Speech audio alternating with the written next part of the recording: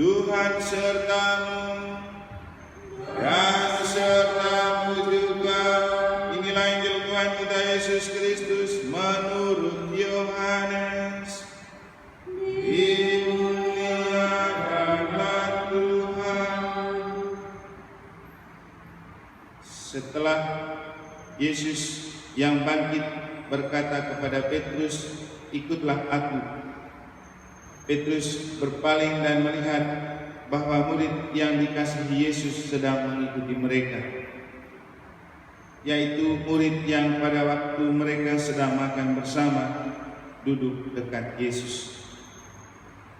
Dan dia inilah yang berkata, "Tuhan, siapakah dia yang akan menyerahkan Engkau?"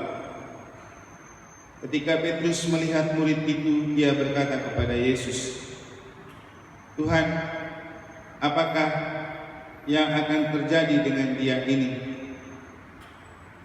Jawab Yesus, "Jikalau aku menghendaki supaya ia tinggal hidup sampai aku datang, itu bukan urusanmu, tetapi engkau ikutlah aku." Maka tersebarlah kabar di antara saudara-saudara itu bahwa murid itu tidak akan mati. Tetapi Yesus tidak mengatakan kepada Petrus bahwa murid itu tidak akan mati, melainkan, "Jikalau aku menghendaki supaya ia tinggal hidup sampai aku datang, itu bukan urusanmu." Dialah murid yang memberikan kesaksian tentang semuanya ini dan yang telah menuliskannya, dan kita tahu bahwa kesaksiannya itu benar. Masih banyak hal-hal lain lagi yang diperbuat oleh Yesus, tetapi jikalau semuanya itu harus dituliskan satu persatu, maka agaknya dunia ini tidak dapat memuat semua kitab yang harus ditulis itu.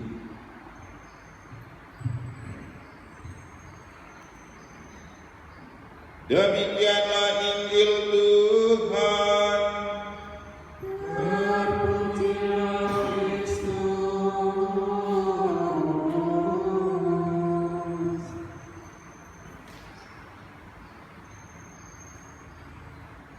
Bapak Ibu saudara-saudari, umat beriman sekalian yang saya kasih dalam Tuhan, mengikuti Yesus apakah boleh menjadi tukang tipu? Kalau menelusuri Injil pada hari ini, Petrus dan beberapa orang murid tampak sebagai orang yang tukang tipu, yaitu mencari tahu tentang Yohanes, murid yang dikasihi Yesus. Itu dilakukan oleh Petrus. Bapak Ibu saudara-saudari, menarik untuk kita kaji. Kenapa Petrus bertanya seperti itu? Apa hanya sekedar karena ia mau kepo atau apa? Yang lain lagi, murid-murid yang lain yang setelah mendengar jawaban Yesus bahwa entah apa yang terjadi dengan Yohanes itu bukan urusannya, mereka sudah mulai membuat cerita bahwa seolah-olah Yesus bilang Yohanes tidak mati, dan kemana-mana mereka bercerita tentang itu. Lagi-lagi kepoin pembicaraan Yesus. Mungkin kalau hanya sekedar tukang kepo agak mending. Yang paling parah itu adalah tukang tipu atau membuat berita palsu. Seperti dalam Injil, murid-murid yang mendengar sepintas membuat berita palsu tentang jawaban Yesus. Sesuatu yang menunjukkan bahwa kita yang menjadi murid Yesus pun tidak luput dari bahaya menjadi tukang tipu dan tukang penyebar berita palsu. Bisa saja khotbah Romo lain, nanti ceritanya lain, atau kepoin Romo itu khotbah apa lagi. Bisa jadi yang Romo bilang lain, orang ceritakan lain lagi. Ini memang kebiasaan-kebiasaan yang sudah lama ada. Tapi jauh lebih baik kita justru belajar dari hal-hal ini untuk menata dan memperbaiki diri. Apa yang paling penting dari menjadi pengikut Yesus? Apa yang telah kita dengar dalam Injil sudah sangat jelas menunjukkan dan menjawab keraguan Yesus kepada Petrus yang dalam Injil kemarin ia bertanya sampai 3 kali, Petrus, apakah engkau mengasihi aku? 3 kali Yesus bertanya untuk benar-benar menanyakan ketulusan hati Petrus. Yesus memang tahu kalau Petrus ini agak kurang tulus. Buktinya, selain Yesus bertanya sampai 3 kali untuk mengasah ketulusannya, dalam Injil pada hari ini langsung terjawab. Ketika Yesus mengajak untuk mengikuti, apa yang dia buat? Dia menoleh dan memandang Yohanes, murid yang dikasihi Yesus. Coba kita bayang-bayangkan saja, kenapa Petrus menoleh dan melihat Yohanes, murid yang dikasihi Yesus? Jawaban manusiawinya, karena ia iri dengan Yohanes. Ada sesuatu rasa takut di dalam diri Petrus. Ketika Yesus sudah memanggil dia, apakah ia bisa menggantikan posisi Yohanes sebagai orang yang dikasihi Yesus? Jadi manusiawi sekali, ada rasa iri dan cemburu dan ada ketakutan kalau sampai ia kalah bersaing dengan Yohanes. Makanya dia bertanya, bagaimana dengan nasib orang itu? Jadi sesuatu yang bukan urusannya dia. Tetapi kok ia bertanya? Bapak Ibu saudara-saudari, ini menunjukkan kepada kita bahwa Yesus itu mengajak untuk kita mengikuti dia. Yang diharapkan fokus pada Yesus, bukan memandang dan melihat orang lain. Tetapi inilah yang menjadi tantangan terbesar untuk kita. Kadang kita datang ke gereja, datang doa di KBG, fokus kita bukan pada Tuhan, bukan pada misa, bukan pada doa, tetapi mengamati orang-orang lain, menilai orang-orang lain,